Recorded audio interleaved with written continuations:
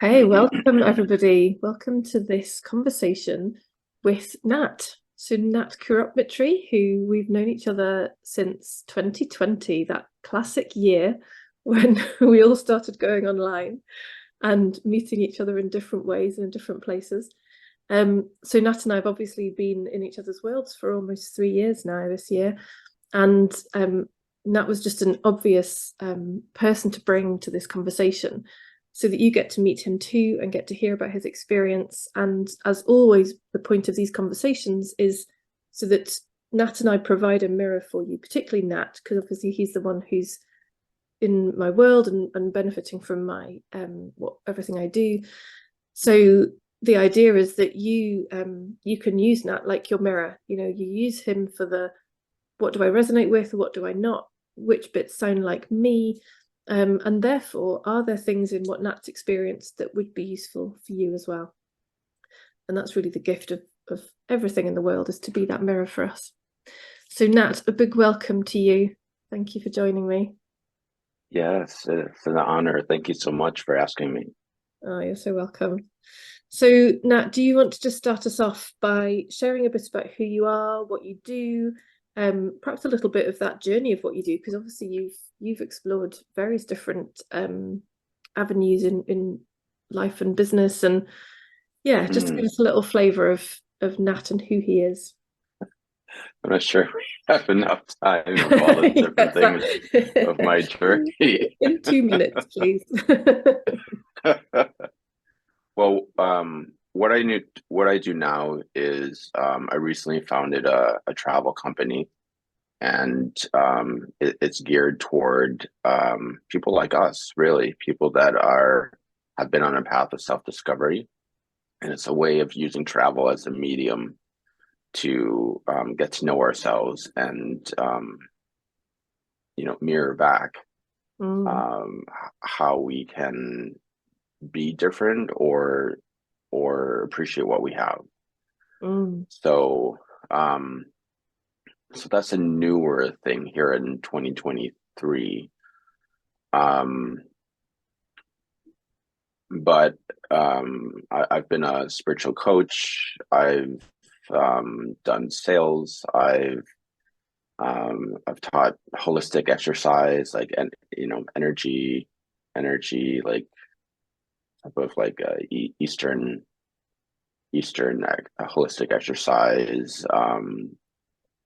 And I I have a degree in anthropology and public health, and I've done that work. So I mean, I've done probably everything and jumped around a lot. mm. Yeah, Lots of exploration. And of yeah. course, you've got a beautiful family as well, and have that richness in your life too. Yeah. I have two grandkids right now, and just a joy to be with them, and nephews and nieces, and Yeah, yeah, yeah, it's such a gift. yeah, beautiful. Yeah, so I think your exploration through your life, your work, it really speaks to that curiosity, doesn't it? That exploration kind of mind that um yeah, kind of looking, what's this like? What's that like? Curiosity and learning, and like you said at the beginning, that self-discovery, like the purpose of your inquisitive journeys now. Mm. Yeah. Looking back, I can see that there's definitely a lot of curiosity. But I would also say that what drove maybe a big part of it was a desire to feel okay. Mm, that's probably the crux of it, really, isn't it? That brings us into this, and perhaps you can tell us more about that when we get to hearing your journey and what you've discovered, the impact it's had on you and your life. Yeah. But so take us back, Nat, to when you first engaged with me, when you first came across me, and kind of what was going on for you at that time. What was that like in your life? Hmm. 2020. 2020 was a time of transition for me where I was still doing coaching more of the time, but wasn't so sure if I was that passionate about doing coaching. And yet in my mind, I still had this idea of like, oh, I need to get it going. I need to like figure out a way to make it work, or what's the next version look like.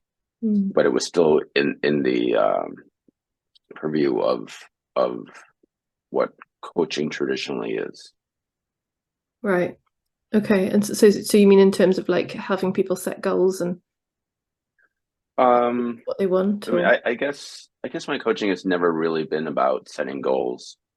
My coaching has always been about finding balance, allowing different expressions that maybe weren't allowed or that we suppressed. You know, whether that's like someone that's more in their masculine and needing to allow more of their feminine, or whether that's someone that is a people pleaser that that needs to be aware of that and then find other ways to be in a relationship that is more harmonious with who they are. Nice. So Yeah. So a theme of that. Yeah. So balance and alignment. I hear a lot in that then. Yeah. Yeah. But it was just like, I think at that point, my coaching business wasn't thriving. And I had stepped away from it, and then I was trying to start it up again. And so that, it was just kind of that of like, where am I? What's next for me, sort of thing. And so was that the main driver you see that brought you to join that very first connection call, which was where we first met? It wasn't conscious for me. The joke is that I joined because I read someone's newsletter that mentioned you, and you were offering these connection calls, and I wanted to see, oh, this seems like a vehicle that I could offer in my business as a way to connect and bring people in. And so I joined as a form of recon, in a sense. Like, I'm just going to join and see. But what I found there was this beautiful space. I felt very welcomed. It was, a small group, an intimate group of people that I really resonated with, and that shared similar views and what's the word? Curiosities, hurts, similar life experiences, and I was hooked. Amazing. I love it. Yeah, and we had such an amazing journey, didn't we, with that small group for a long time. Yeah. Really, really gorgeous connection, opportunity, and sharing. Yeah, beautiful. And so if we'll come back to kind of the middle part in a moment, but I'm curious, if we were to leapfrog to now, then what have you seen in terms of the difference being with me, working with me has made in your experience? Yeah, I definitely feel more at ease being myself. I'm more present, seeing through the stories, staying out of my head, my mind a lot more. Just being with the experience rather than being in the story or the judgment of the experience, and then making myself feel less okay, really distant from okay when I'm in those stories. Yeah, I love that. So when before you talked about like most of your life, you felt driven by that, I don't feel okay. Let's try all these different things to feel okay.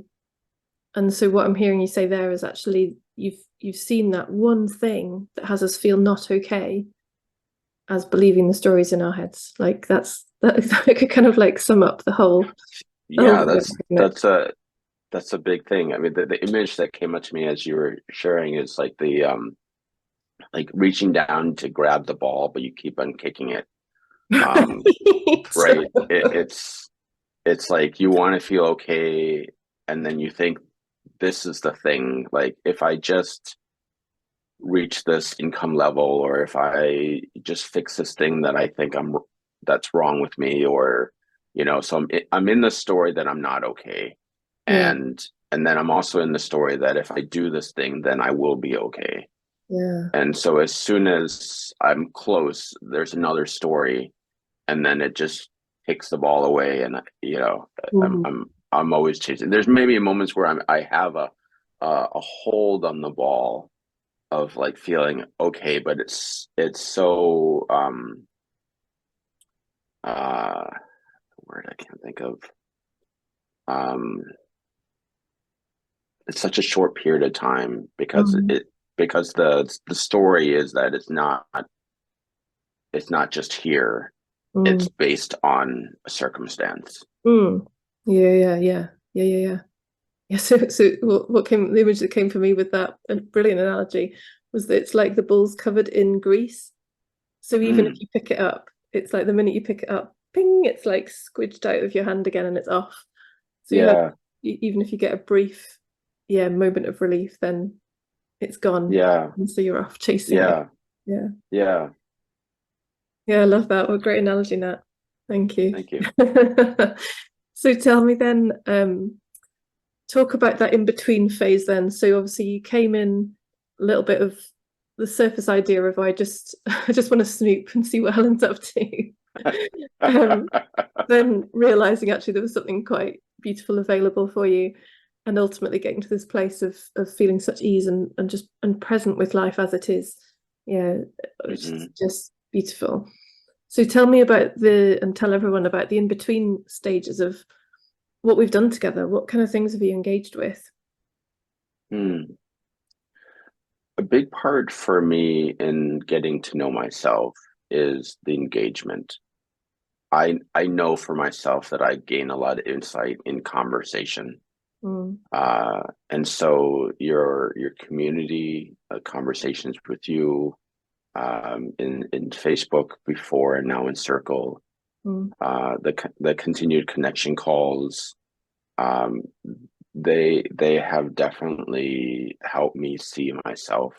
And then in the one-on-ones with you of like bringing something and having you help me see what else is possible or what else is here for me mm, to see has been instrumental in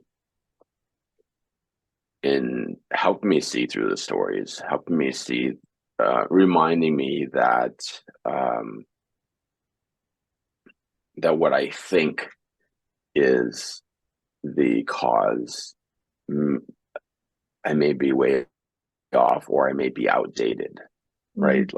Um, like so often, um, for me, a big, and it's always been the case, is like life gets my attention through physical stuff, body stuff.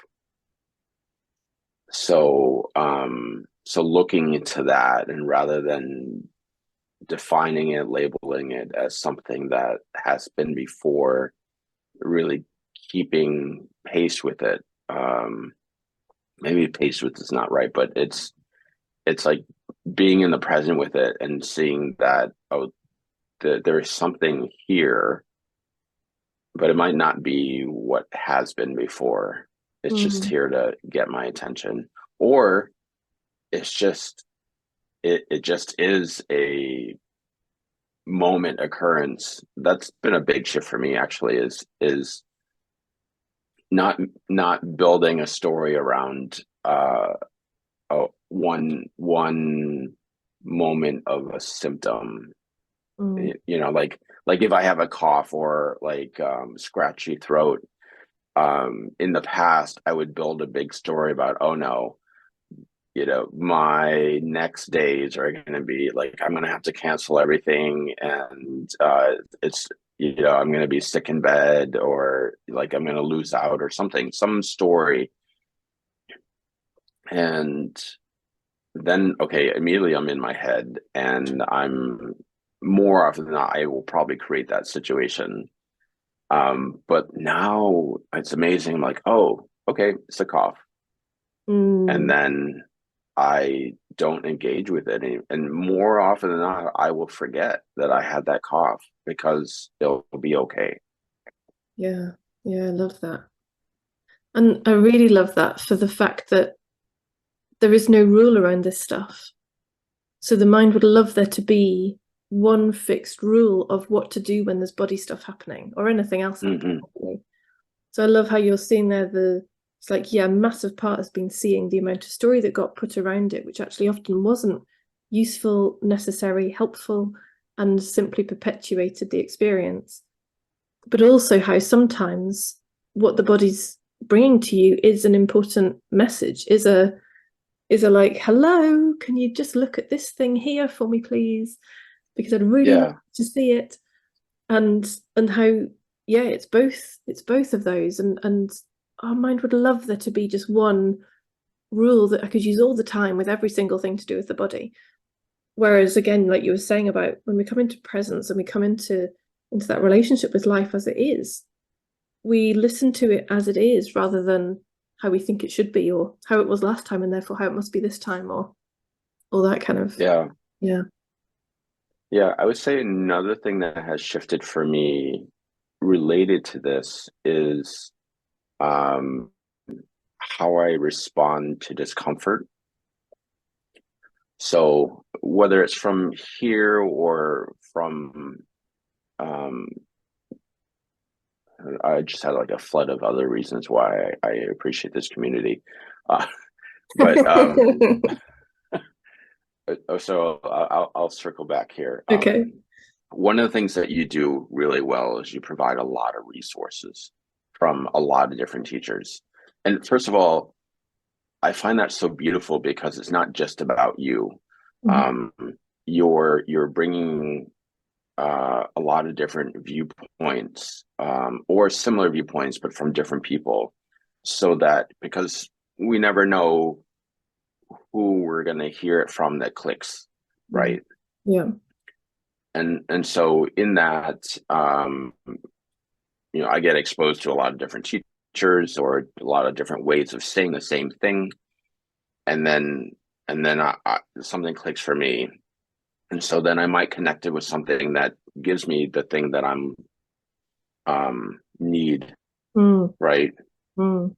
And I don't know whether it was through you or just being in the space that I found circling and relatefulness, and like that process as well as being in your community has helped me better respond to life's discomfort, where before I was really big into avoiding and distracting myself, and one of the ways I would avoid was use sickness, right? Mm. And so I could see like how, oh, I have this cough, and so now, okay, yeah, I'm projecting forward, thinking that like my days are going to be sick and at home, and as much as I don't want that, some part of me likes that, Hmm. Yeah. right? There's a familiar of like, oh, I can rest and not do anything and not face the thing that needs to be done or be looked at. Mm. And these are some of my learned ways of coping with life. Mm. And to be able to see through that so that I'm able to actually engage in life more, and to and not have it black and white, where before it was like I could do it if there was no discomfort, but if there's discomfort, then I can't do it. Mm. Mm. Yeah, brilliant. And now it's like, okay, I can do this, and I feel discomfort, and I'm okay, Mm. and that's a huge shift. Mm. Yeah, it's so amazing. One of the quotes that it always comes to mind in this kind of experience is that the Sid Banks quote, which was, if the only thing people learned was not to be afraid of their experience, that alone would change the world. And that's exactly what you're saying. It's like, yeah, in all different ways, in some way or other, we're all afraid of something in our experience. When we're struggling, when we're suffering, we're afraid of something. And yeah, so I love that that's been one of your big shifts, to realize how okay you are with discomfort, and to see, yeah, that conflicting narrative. It's like, oh no, discomfort's terrible, I don't want discomfort. Well, there's also a narrative saying, oh no, that's great, because that means I might get sick and I get to lie in bed and avoid the discomfort. So it's like it's kind Yeah. of, I want it, I don't want it, I want Yeah. which is Yeah. classic. When I was younger, yeah. When I was younger, I was working in this corporate job, and the conditioned ways of society is that if you want time for yourself, you have to be sick, Mm, right? mm, If you want to take time off from work, you have to be sick. yeah. And so I would call in sick, but feel guilty about lying. And Mm. then I would actually get sick and be miserable. And like, oh, would have been better just to go to work.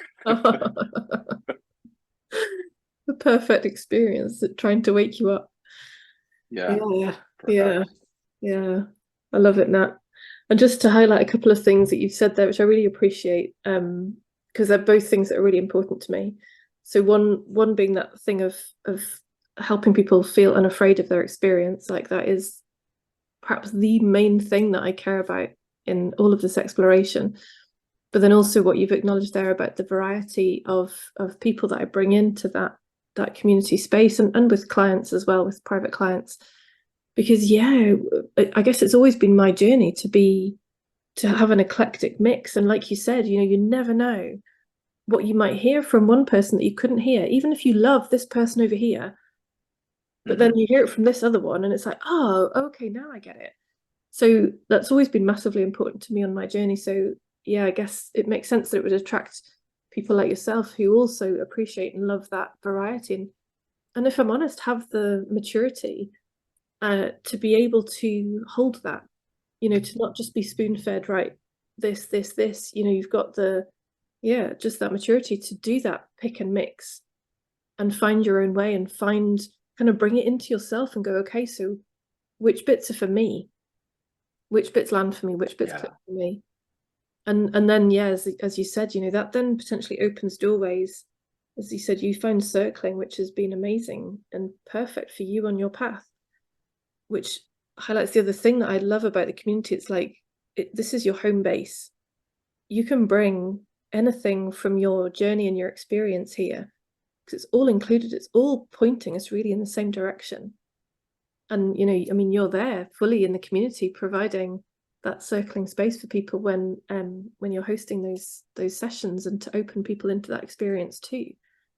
And it's, yeah, so it's like I love this, the melting pot, the mixing pot of, yeah, we bring it all here. Whatever you're exploring, whatever you're doing, here's a place to share it, to talk about it, to process learnings. We've got the monthly call now, which is focused on a member each month. So sometimes that's people's own learning and their own experiences of either their life or a practical thing they're learning, which is also, that's again all part of that melting pot, and that learning from each other and sharing experiences. Yeah, which is just huge.